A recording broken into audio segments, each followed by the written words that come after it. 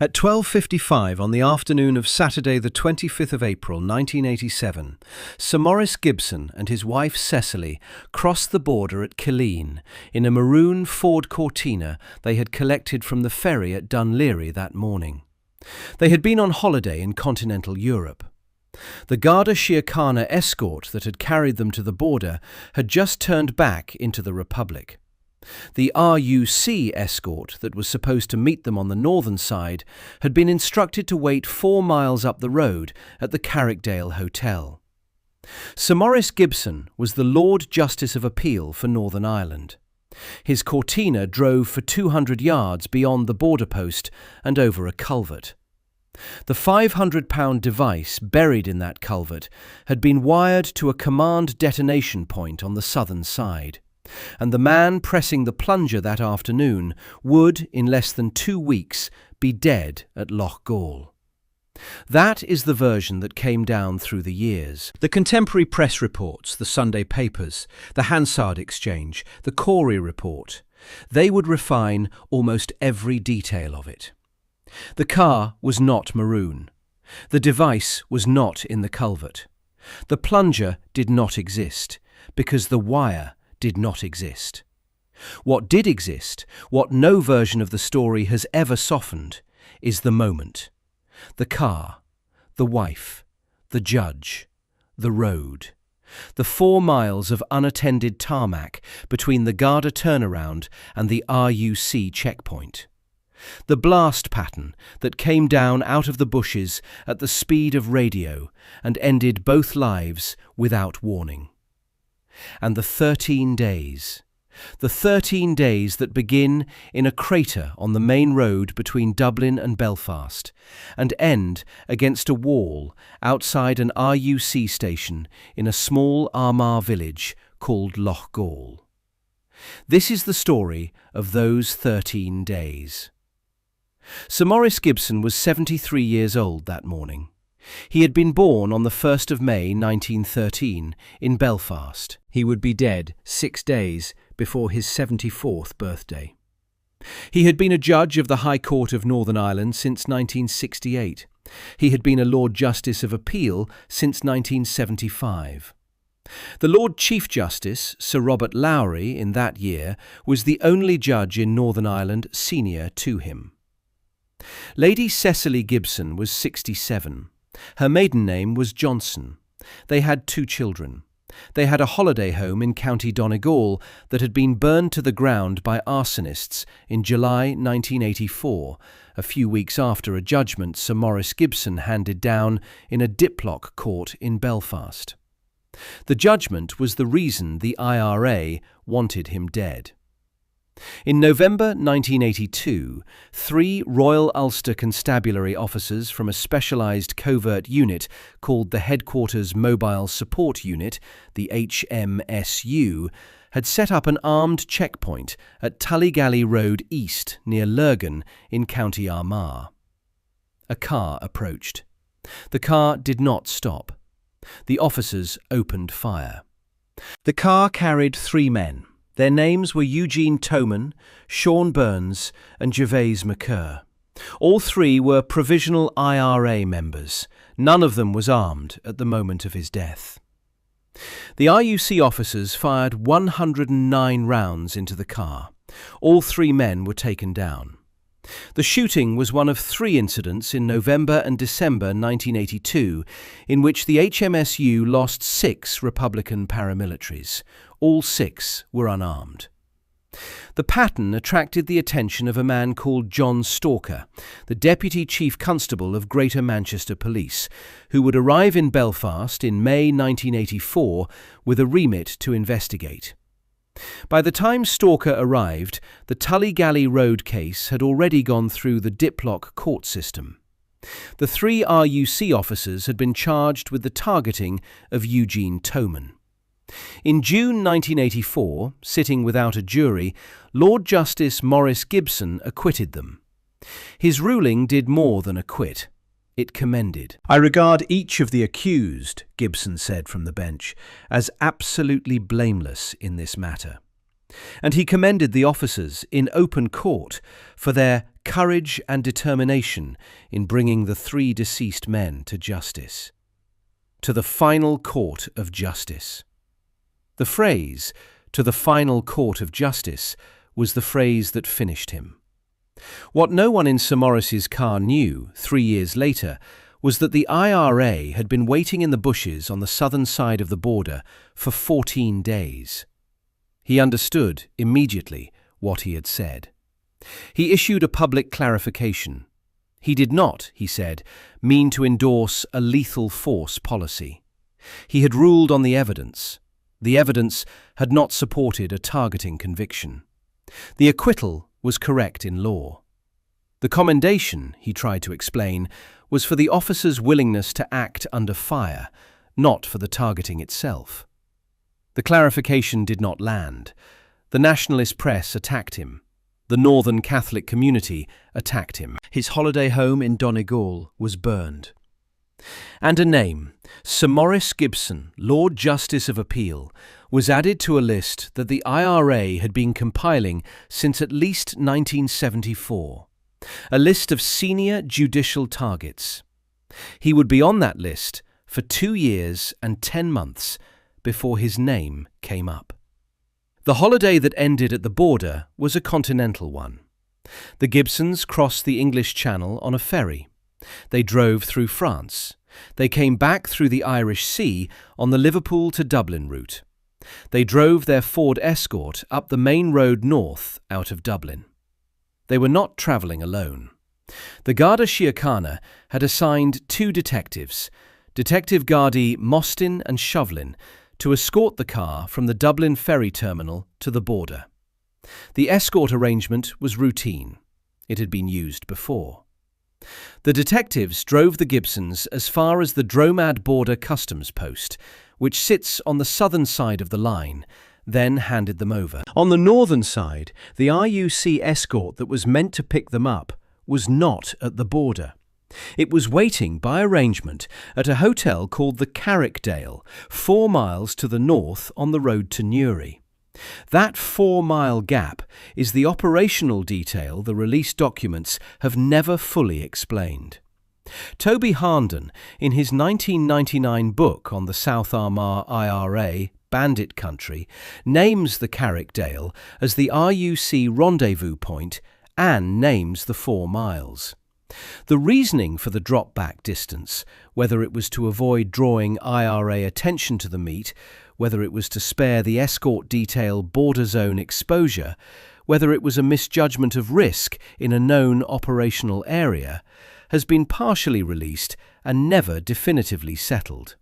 What is settled, what Tom King confirmed 2 days later from the dispatch box in the House of Commons, is that the gap existed and that the attackers used it. The attackers were not the East Tyrone Brigade. They were the South Armagh Brigade. This is one of the points the contemporary reporting blurred and the brief secondary literature has sometimes confused. The Killeen border crossing sits in South Armagh, in the operational territory the IRA's South Armagh Brigade had controlled since the early 1970s. The brigade was, by reputation, the most operationally capable rural unit the provisionals fielded. Its commander, by long-standing allegation, was a man called Thomas Murphy, known on his family's land which straddled the border at Ballybinnaby as Slab. The brigade specialised in the kind of weapon used at Killeen, a vehicle-borne improvised explosive device, hidden in a stolen civilian car parked on a roadside that the target was known to be travelling, detonated by radio signal as the target's car passed. That methodology is what was used at Killeen on the 25th of April 1987. The device was not in a culvert. The device was packed into a blue Ford Cortina that had been stolen on the 12th of March, 6 weeks earlier, from its owner, a man called Peter Tomoney of Jonesborough, 4 miles south of the border. The car had been reported stolen at the time. It had been hidden in the operational area for 6 weeks. On the morning of the 25th, it had been driven to the side of the main Dublin to Belfast road on the northbound carriageway, about 400 metres north of the borderline, near Kinney Mills Road. It was parked. It contained, by the later forensic estimate, approximately £500 of homemade explosive, and it was wired to a radio receiver. The Gibsons crossed the border in their blue Ford Escort sometime after 9 o'clock that morning. Contemporary press reports placed the explosion between 8:35 and 9 in the morning. The Garda escort had turned back at Dromad.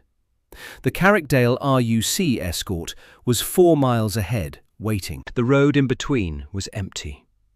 Behind them, also on that road, was a second car, a small saloon carrying 3 Irish rugby internationals.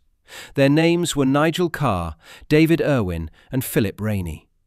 Carr was 27 years old, the world's #1 open side flanker, on his way to the Republic for a Triple Crown training session before the inaugural Rugby World Cup. They had no idea what was about to happen on the road in front of them. When the South Armagh Brigade operator on the southern side pressed the radio transmitter, the Ford Cortina disintegrated. The blast crater measured 10 feet across, 20 feet long and 6 feet deep. The Gibsons' Ford Escort was thrown across the road. Both Maurice and Cecily Gibson were taken down instantly. The rugby player's car behind them was lifted into the air. David Irwin, the only one of the 3 uninjured enough to move, dragged Nigel Carr and Philip Rainey out of the wreckage. He saved their lives. 9 other people on the road that morning were injured. Carr's rugby career ended on that stretch of border road. He would never play at the World Cup. The IRA claim of responsibility came within hours. The IRA claim responsibility, the statement read, for the execution of show trial judge Lord Justice Gibson. He acted as judge and jury. The statement called the attack a carefully planned action against, in the IRA's words, the evil and corrupt paid perjurer judicial system in the North. The car, the wife, the escort gap, the radio receiver, the execution of a man for the contents of a courtroom judgment. This is what the attackers had been waiting for. What the Tom King statement to the House of Commons 2 days later, on the 27th of April, would reveal, and what the Corey collusion inquiry would re-examine 16 years later, was how the attackers had known when to be waiting. The Gibsons had booked the holiday through a Belfast travel agency on the 29th of December 1986. They had booked it in their own names. The date of return had been changed by a phone call to the agency on the 12th of February 1987. The booking form held by the travel agency included the description of the Gibsons' car and its registration number. The 4-mile gap was not an accident. It was the IRA's intelligence. The leak, whatever it was sufficient to give the South Armagh Brigade 10 weeks of planning time, the registration number of the target car, and the date the target would cross the border. The Corey collusion inquiry, when it reported on the case in October 2003, would conclude that there was no evidence of collusion by the Garda Síochána or any other government agency that would warrant the holding of an inquiry. The Smithick Tribunal in 2013 would re-examine the period and conclude that Corey had been mistaken on a closely related question of Garda collusion in IRA targeting along the border. In May 2014, Lord David Trimble, the former First Minister of Northern Ireland, would call publicly for a fresh inquiry into the Gibson case. The matter, in the formal sense, remains open. The leak from the travel agency, or from another source, has never been definitively traced. What is established beyond dispute is what the leak produced. It produced the moment at Killeen on Saturday the 25th of April 1987. It produced the bodies of Sir Maurice and Lady Cecily Gibson on the main road north out of Dublin. It produced the IRA statement that a Lord Justice of Appeal had been executed for the contents of a diplock judgment. And it produced in the British political class a kind of cold fury that had not been visible since the targeting of Lord Mountbatten in the summer of 1979. Tom King, the Secretary of State for Northern Ireland, came to the dispatch box on the 27th of April. The Hansard record of that statement is a short one. It contains 5 sentences that matter for the story that followed.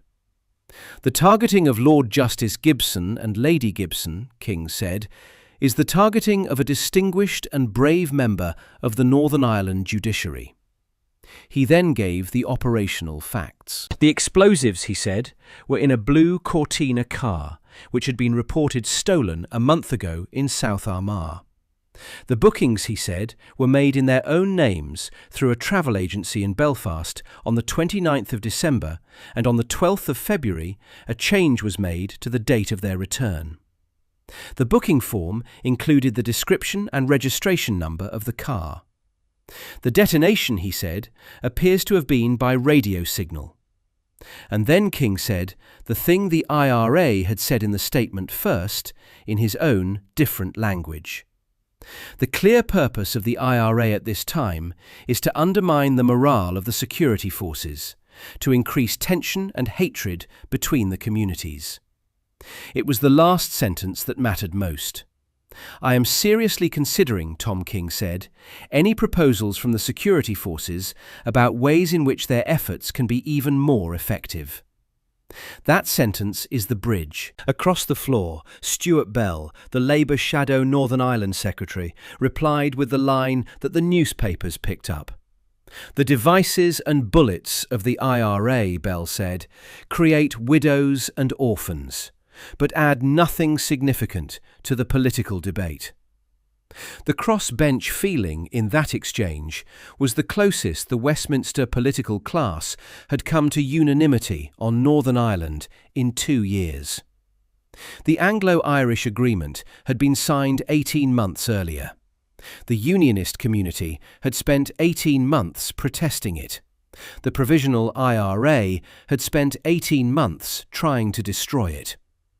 The targeting of a Lord Justice of Appeal at the border, with the leak suggesting either intelligence failure in the Republic or a treacherous Belfast travel agent, pulled the two governments closer for 48 hours than they had been since the agreement was signed. What Tom King did not say from the dispatch box, and what the Cabinet Office briefing room, Cobra, would discuss in the days that followed, was specifically what the security forces' proposals were. The historical record does not contain a published authorization chain showing the SAS was deployed to Loughgall in direct response to Gibson. What the historical record does contain is the period, the 13 days between the 25th of April and the 8th of May, during which political pressure on the British state to respond hardened and became operational. The SAS was already deployed in Northern Ireland.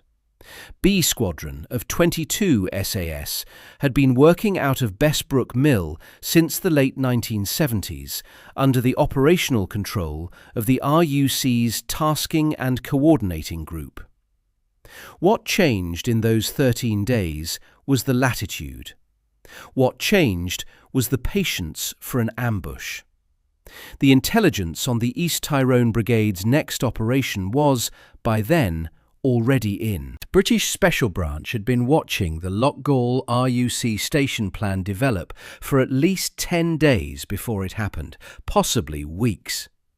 The intelligence had come from one or more of several sources.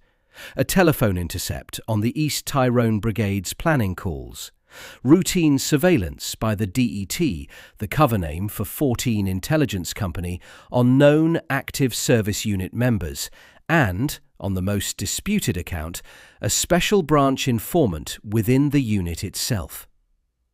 The historian Richard English has named the Loughgall victim Tony Gormley as a well-paid special branch source. The IRA's own internal investigation into the Loughgall losses, carried out under the direction of the Force Research Unit's own most prized asset, the West Belfast IRA man known to British intelligence as Steak Knife, later identified as Freddie Scappaticci, failed, by all later accounts, to identify the informer in the East Tyrone cell. What is settled is that British intelligence knew, before the 8th of May, what was coming. What is not settled is the precise chain by which the targeting of Sir Maurice Gibson on the 25th of April hardened the political will to act on that knowledge. The two governments wanted the deaths to stop. The Provisional IRA had now lost a Lord Justice of Appeal, not a soldier, not a constable, not a politician, but a man whose job was to read the law and rule on it. The line that had been crossed at Killeen was the line that the British political class had reserved as its absolute flaw.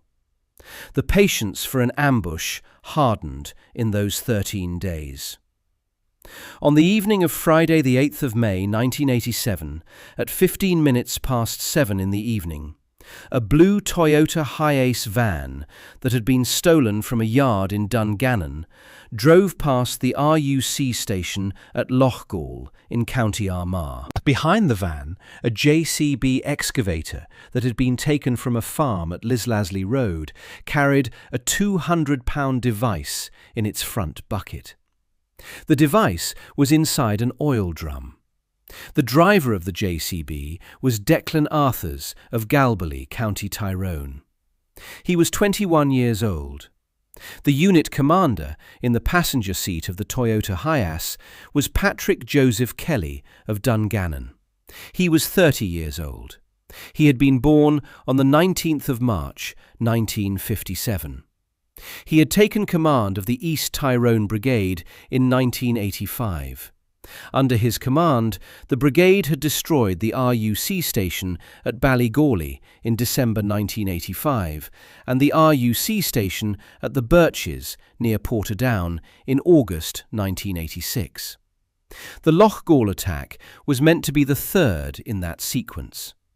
Patrick Kelly, who had given the order to detonate the Killeen device, was now lying dead in the road outside Loughgall RUC station with 31 rounds in him. Except that last sentence, the one that lives in the brief and lives in the secondary literature and lives in the way the story has been told for nearly 40 years, is not exactly what the records show. Patrick Kelly did die in the road outside Loughgall RUC station that evening. He did die from rounds fired by 24 SAS soldiers and from the Royal Ulster Constabulary's headquarters mobile support unit covering the perimeter. He died because the East Tyrone Brigade's 3rd RUC station attack was a known operation, intercepted by an ambush the British state had prepared for 10 days or more. He died because the political latitude to set that ambush had hardened in the 13 days after Killeen. But Patrick Kelly was the commander of the East Tyrone Brigade. He was not, on the record that has been released, the commander of the operation at Killeen. The two brigades were different. The Killeen device was, on the released forensic and political record, a South Armagh operation. The car stolen in South Armagh. The methodology, a South Armagh signature. The target reconnaissance, a South Armagh footprint. The man on the radio transmitter on the southern side that morning has never been named. He may have lived to see the Good Friday Agreement. He may not have. The release documents do not say. What is true, what is unimpeachably true, is that 13 days separated the targeting of Sir Maurice Gibson and the targeting of Patrick Kelly. What is true is that those 13 days included the COBR meeting, the Tom King's statement to the Commons, the hardening of British political will, and the SAS authorisation chain that the Historical Notes channel's prior video on Loughgall has tracked through the named records that exist. What is true is that the British state, by the 8th of May, had decided to let the East Tyrone Brigade's most operationally capable cell walk into a takedown zone at an RUC station and to leave them there. At 7:25 that Friday evening, the Toyota Hiace stopped opposite the RUC station. 5 men got out of the van. 3 men remained on the JCB. The JCB drove through the perimeter fence. Declan Arthurs lit the fuse on the oil drum. The 5-man assault team opened fire on the station with AK-47s and FNFALs. The device went off. Half the RUC station collapsed. And then the SAS, who had been waiting from concealed positions inside the station, in the church grounds opposite, in firing points sighted along the road, opened up. Within 90 seconds, all 8 East Tyrone Brigade men were dead. Patrick Kelly was 30. Jim Liner, born in Monaghan Town, called the Executioner by the RUC, was 31. Padraig McKerney, from Moy in Tyrone, who had escaped from the Maze prison with 37 other men on the 25th of September 1983, was 32. Declan Arthurs was 21. Tony Gormley was 24. Eugene Kelly was 25. Gerard O'Callaghan was 28. Seamus Donnelly was 19. They were, between them, the IRA's most operationally capable active service unit in rural Northern Ireland. They had walked into a takedown zone the British state had been holding open since at least the second week of April, and which it had ratified, in the political sense, in the latitude sense, in the 13 days after Killeen. About 130 yards down the road from the burning RUC station, a small white Citroën GS came round the corner. The driver was a 36-year-old motor mechanic from Caledon called Anthony Hughes. He had been at work repairing a lorry. His brother Oliver was in the passenger seat. They had no idea what was happening. They had no idea the road they were driving was a takedown zone. They were wearing dark blue boiler suits, the same colour boiler suits that the IRA men in the van had been wearing. The SAS perimeter team opened fire on the Citroën from behind. Anthony Hughes was hit by 15 rounds attempting to reverse. He died at the wheel. Oliver Hughes was hit by 14 rounds. He survived. In March 2014, the Ministry of Defence formally apologised to the Hughes family and stated that Anthony and Oliver Hughes had been, in the MOD's words, wholly innocent of any wrongdoing. That sentence is the moral flaw of the Loughgall ambush. 8 IRA men were the largest single loss the Provisional IRA would suffer between the Anglo-Irish Treaty of 1921 and the Good Friday Agreement of 1998. One civilian, took down in error by the same ambush, would receive a posthumous Crown apology 27 years later. The ambush that ended the IRA's most active rural cell also ended the life of a man whose only mistake was driving home from work past an RUC station the SAS had not warned the village about. The political aftermath broke in 3 directions. In London, Margaret Thatcher praised the security forces. She gave a public statement on the IRA targeting of Lord Justice Gibson and another statement after Loughgall. The Margaret Thatcher Foundation holds her message on the Gibson targeting in its document archive at number 106612. Her statement struck the same note. The IRA had lost a Lord Justice of Appeal. The security forces had now visibly hit back. The rule of law had been reasserted. The Anglo-Irish agreement remained intact. In Dublin, the government of Charles Haughey, which had only taken office 2 months earlier, sat through a cabinet discussion about how to manage the cross-border security cooperation that the Anglo-Irish agreement required, after a Lord Justice had been taken down and an active service unit ambushed in apparent direct sequence. The Garda Síochána ran an investigation into the southern side of the Killeen operation.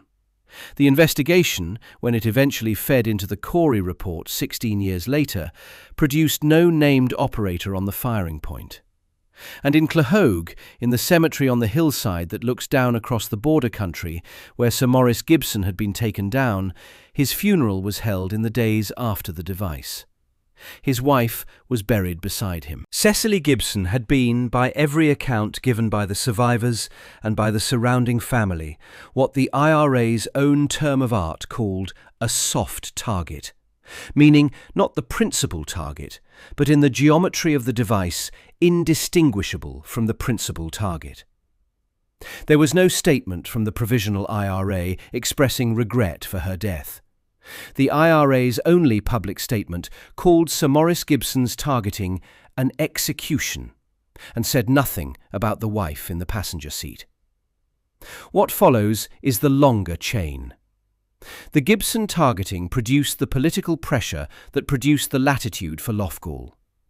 The Loughgall ambush ended the East Tyrone Brigade's most operationally capable cell. The destruction of that cell pushed the internal IRA debate that the Gerry Adams faction was already winning. The debate that produced, by stages over the following decade, the IRA ceasefires of 1994 and 1997, the Good Friday Agreement of 1998, and the dismantling of the very strategy that Jim Liner had developed in his prison years. The Maoist no-go zone theory, which had argued that the IRA could create liberated territory by destroying RUC stations one at a time, died with Liner against the Loughgall wall. What followed in its place was the long political accommodation that the East Tyrone hardliners had spent their lives opposing. That is the strategic arc. The historical record does not let us draw it as a single straight line. It does let us see, at each end of the 13 days, what was lost.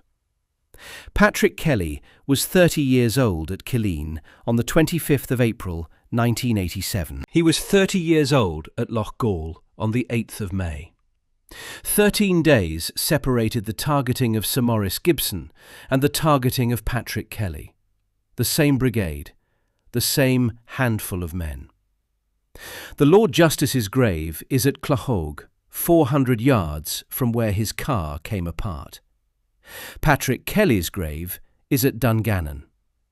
The 4 miles between the Carrickdale Hotel and the Killeen border post is now a motorway.